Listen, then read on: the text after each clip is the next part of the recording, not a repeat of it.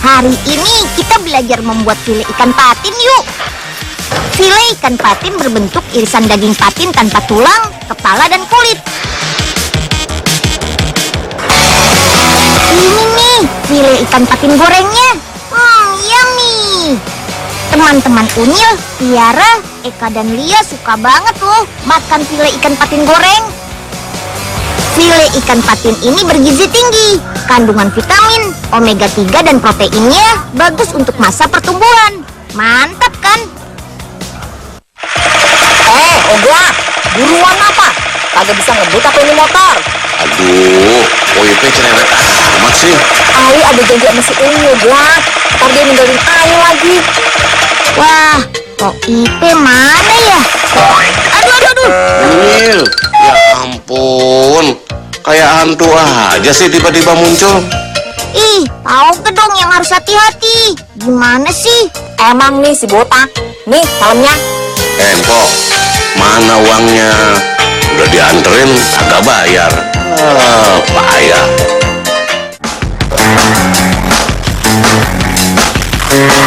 Pabrik file ikan patin ini berlokasi di Jakarta. Setiap hari pabrik ini mengolah 5 ton ikan patin loh. Ikan patinnya didatangkan dari daerah Lampung dan Jawa Barat. Ikan patin di pabrik ini mempunyai berat 900 sampai 1.200 gram per ekornya. Ayo, belah ikan patinnya. Karena file ikan merupakan daging ikan tanpa tulang dan kepala, jadi pisahkan bagian tulang dan kepala ikan.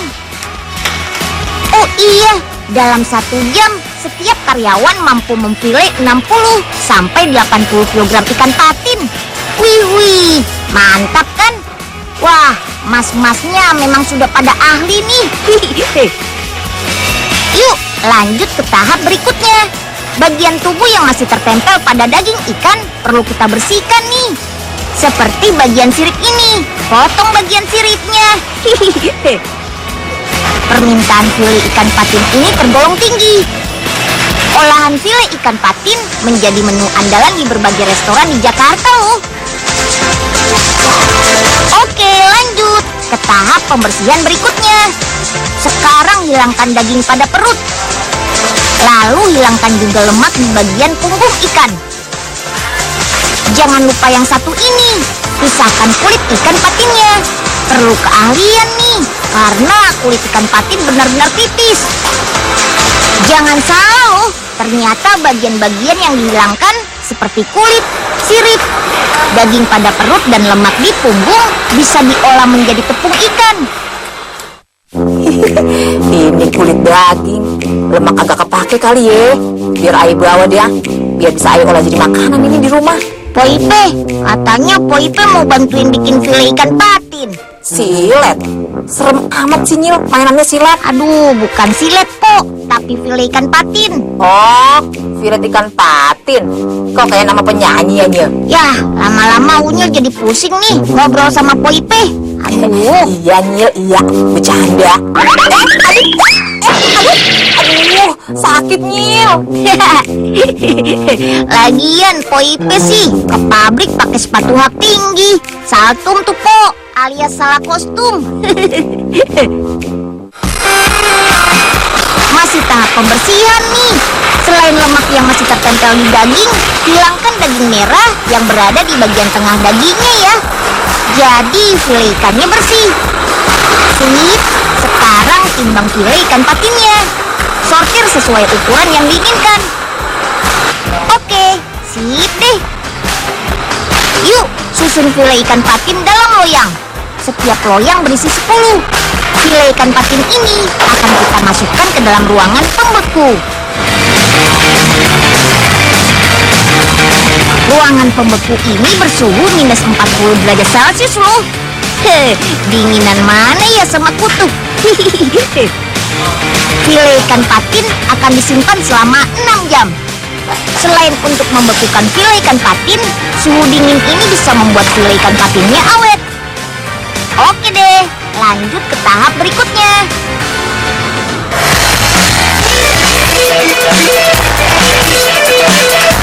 Kemas file ikan patin berukuran 1 kg dalam plastik seperti ini. Sejak berdiri tahun 2012 lalu, pabrik ini sudah menjual file ikan patin ke seluruh Indonesia loh. Kandungan gizi protein hewani dalam ikan patin lebih besar dibanding ikan tawar lainnya. Sumber protein pada ikan patin sekitar 28% loh. Apalagi kandungan kalsium dan fosfor ikan patin. Wah, bagus banget sebagai zat penguat dan penjaga kesehatan gigi dan tulang. Mantap! Enak bener ini ikannya ya, Nyil. Kagak usah repot-repot misahin daging sama tulangnya ini. Iya dong, Po. Kan sakit ketusuk tulang ikan. Makan nggak bagi-bagi ya? Bagi dong, Nenunyil. Tahu gak? Sini, Pak. Ikut makan ikan patin bareng, Pak. Jangan, Nyil, jangan. Ntar dihabisin lagi sama dia. Oh Ipe nih. Bayar dulu, Mpok, ongkos naik motornya tadi. Kagak bakal ayo bayar, Oga. Berisik, Oga. Iya, ntar ayo bayar. Blawel. Bener ya, Pok? Pak Uga tunggu nih di pengkolan. Saat ini Indonesia masih bergantung pada impor ikan patin dari negara Vietnam loh. Kebutuhan ikan patin kita sekitar 700 ton per bulan dan hanya 120 ton yang bisa dihasilkan di Indonesia. Sisanya ya impor dari Vietnam dan Thailand. Padahal dulu negara Vietnam belajar budidaya ikan patin dari Indonesia. Nah, untuk keuntungan bisnis, ikan patin Vietnam biasa dijual di supermarket memakai nama ikan dori atau creamy dory. Siapa yang mau cobain pizza buatan Unyil? Ayo, tunjuk tangan. Selain pizza, Unyil juga mau mengajak kalian melihat proses pembuatan keju mozzarella. Keju khas Italia yang sering kita temukan pada pizza. Keju mozzarella berbahan dasar susu sapi segar. Nah, salah satu tempat pembuatannya di daerah Boyolali, Jawa Tengah. Ini dia, sapi-sapi betina penghasil susu segarnya. Sebelum memerah, pastikan dulu kelenjar susunya bersih ya. Kalau sudah bersih, pasang alat pemerahnya. Sip, susu segar siap mengalir deh. Dalam sehari, sapi-sapi ini diperah sebanyak 2 kali. 1 ekor sapi bisa menghasilkan sampai 12 liter susu. Wah, banyak juga ya. Come on, kita bawa susu ke tempat pembuatan keju mozzarella. Nah, sapi yang baik, ayo makan yang banyak ya, biar susunya banyak dan kamunya jadi sehat. Den, ini sapinya, Den. Udah siap nih. Loh, tahu gak? Kok bawa-bawa pisau, Pak? Mau ngapain? Lah, Denunyil gimana sih? Kan sapinya mau dipotong, Den. Bukan dipotong, Pak. Sapi ini mau diperah susunya, bukan diambil dagingnya, Pak. Ya, kirain gagal deh nyate dan bikin sop. Aduh, sakit. Sapi Denunyil Waduh. bandel. Bawa pergi aja dah. Cuk. Baik-baik ya, jangan nakal. Sebelum diproses lebih lanjut, pindahkan susu segar ke wadah khusus bernama milk can. Gunakan pipa selang agar pemindahan susu lebih cepat dan higienis. 1 milk can bisa menampung 40 liter susu. Selanjutnya, proses pasteurisasi. Pada proses ini, susu dipanaskan sampai suhu 70 derajat Celcius. Jangan lupa aduk-aduk susu agar panasnya merata. Tujuan pasteurisasi yaitu untuk membunuh bakteri patogen dalam susu. Sip, selanjutnya dinginkan susu. Caranya masukkan wadahnya pada kolam ini. Tunggu sampai suhu susu turun pada angka tertentu ya. Setelah beberapa menit didinginkan, pindahkan susu pada tangki pengolah. Tangki ini bisa menampung sampai 800 liter susu loh. Kemudian tambahkan cairan traktor, yaitu bakteri khusus untuk pembuatan keju mozzarella. Aduk susu agar bakteri tercampur dengan rata. Diamkan beberapa saat, kemudian tambahkan juga cairan enzim. Cairan ini bisa membuat susu menjadi padat dan menggumpal. Aduk-aduk lagi yuk. Untuk membuat susu segar menjadi keju mozzarella, butuh waktu sekitar 3 sampai 4 jam. Sip, susunya sudah menggumpal dan siap dipotong. Gunakan alat berbentuk jaring kawat besi seperti ini. Tujuan pemotongan untuk memisahkan bagian gumpalan susu dengan air yang terkandung di dalamnya. Nah, aduk-aduk lagi ya. Membuat keju mozzarella hanya membutuhkan gumpalan susunya saja. Jadi buang dulu air sisa penggumpalannya. Ayo, siapa yang mau mandi susu nih? Kemudian angkat gumpalan susu keluar dari tangki. Lakukan proses stretching atau menarik-narik keju supaya keju jadi kenyal, berserat, dan agak melar seperti karet.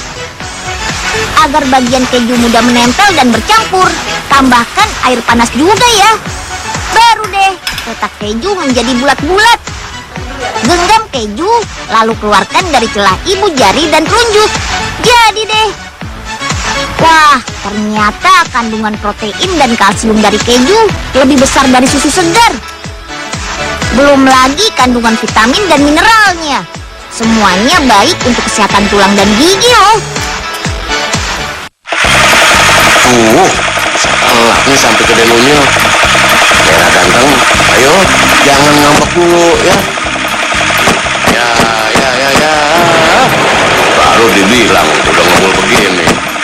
Soak dan ini Merah. Bener kan? Pakai berhenti di sini lagi? Nah, itu dia Denunyil. Loh, kok telat, Pak? Ya, Den, tahu sendiri si Merah ganteng ini suka ngambek. Ini habis ngebul, mogok dah. Ya udah, mana susunya, Pak? Biar Unyil jalan duluan deh bawa susunya. Iya, Den. Nih, Den. Oke, masukkan keju ke dalam gelas plastik, lalu timbang satu persatu. Sebagai pengawet alami, tambahkan larutan garam. Baru deh, pres gelas dengan penutup plastik. Keju mozzarella tahan hanya beberapa hari. Itu pun harus disimpan dalam lemari es. Produk keju mozzarella lainnya yaitu berbentuk balok. Kali ini pengemasannya berbentuk vakum. Penjualan keju ini sudah sampai Pulau Sumatera, Kalimantan, Lombok, dan Bali juga loh. Keju mozzarella paling enak nih kalau dijadikan topping pizza karena teksturnya yang mudah meleleh saat dipanggang. Ayo, kita buat pizza ala salah satu resto di Solo. Kita buat pizza ya. Sudah ada teman-teman punya juga tuh. Masukkan satu persatu bahan toppingnya yuk. Saus tomat, bawang bombay, potongan beef, daun basil, terakhir parut keju mozzarella sampai penuh. Kemudian panggang pizza pada suhu sekitar 150 derajat Celcius selama 10 menit. Tada! Ini dia hasilnya. Ayo, selamat makan. Gimana rasanya?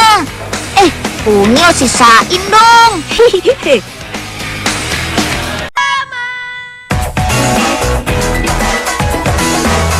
Ada 25.000 sapi jenis Brahman di kandang ini loh. Semua sapi ini sedang menjalani masa penggemukan. Pakan sapinya super istimewa karena terbuat dari limbah kulit nanas. Berkat pakan dari kulit nanas, bobot badan sapi naik lebih dari 1 kilogram perharinya. Loh, kok bisa? Nanti deh Unyil ceritain. Nah, ini dia kandang sapinya nih. Wan Abud mau taruh sapi Abud di sini supaya gemuk, supaya laku dijual pas hari raya Idul Adha. Wan Abud bisa aja. Makanya kasih pakannya yang banyak dan bergizi dong, Wan. Ente jangan ngomong sembarangan, Nyil. Ana sudah kasih sapi Ana ini makan banyak, tapi sapi Ana ini susah gemuknya, Nyil. Sekarang ayo dah, bantu Wan Abud untuk membawa sapi ini. Iya deh, oke deh, Wan. Yap, Unyil sudah berada di desa terbanggi besar Lampung Tengah nih. Di sini terdapat pabrik nanas kaleng terbesar ketiga di dunia loh. Tiap ada antri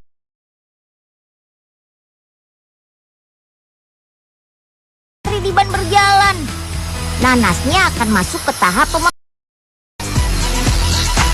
mesin potong ini akan memotong daging dengan kulit nanas. Kalau daging nanasnya akan kita kemas dalam kaleng.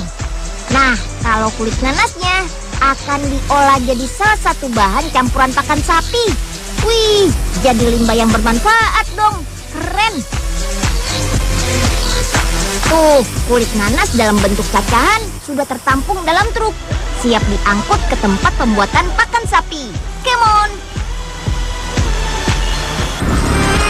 Ayo, pindahkan kulit nanasnya ke dalam mixer feed truck. Truk ini tidak hanya menampung semua bahan pakan loh, tapi juga akan mencampur semua bahan. Bahan pakan sapi lainnya yaitu daun tanaman jagung. Yuk, cacah daun tanaman jagungnya. Nah, langsung deh berubah menjadi cacahan seperti ini. Lanjut, masukkan hasil cacahan daun tanaman jagung ke dalam truk. Masih banyak bahan untuk membuat pakan sapi loh, seperti bahan-bahan kering ini. Kulit nanas dan daun tanaman jagung berfungsi sebagai sumber serat dan gula bagi sapi. Buat si sapi sih, kedua bahan tersebut rasanya enak loh. Nah, kalau bahan-bahan kering sebagai sumber protein sapi. Gak ketinggalan nih, molasses atau tetes tebu. Kalau bahan yang satu ini sih sebagai sumber energi bagi sapi. Lengkap banget kan gizi untuk sapinya. Campur semua bahan dalam truk. Setiap hari, PT Great Giant Livestock mampu membuat 300 ton pakan sapi loh. Wah, sudah jadi nih. Yuk, angkut ke kandang. Let's go.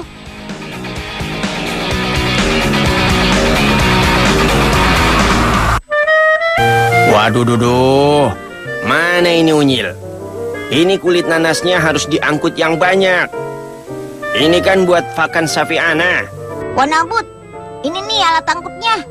Wah, Nyil, kamu lama banget sih. Sekarang ambil kulit nanas yang banyak. Aduh, jangan kebanyakan juga kali, Wan. Gendutan lo. Justru bagus. Dagingnya makin banyak, malah makin mahal. Aduh. Hati-hati dong, Nyil. Aduh, maaf, Wan. Nggak sengaja. 25.000 sapi Brahman sudah menunggu di kandang nih. Sapi Brahman tahan terhadap cuaca dan bisa bertahan hidup di Indonesia. Dalam sehari pemberian pakan dilakukan sebanyak 3 kali, pagi, siang, dan sore. Satu ekor sapi mampu makan sebanyak 15 kg pakan loh. Wah, banyak banget ya. Pantas saja gemuk. Sapi-sapi yang sudah gemuk ini akan dijual nantinya. Tiap bulan perusahaan ini bisa menjual 4.000 sampai 6.000 sapi loh. Keren.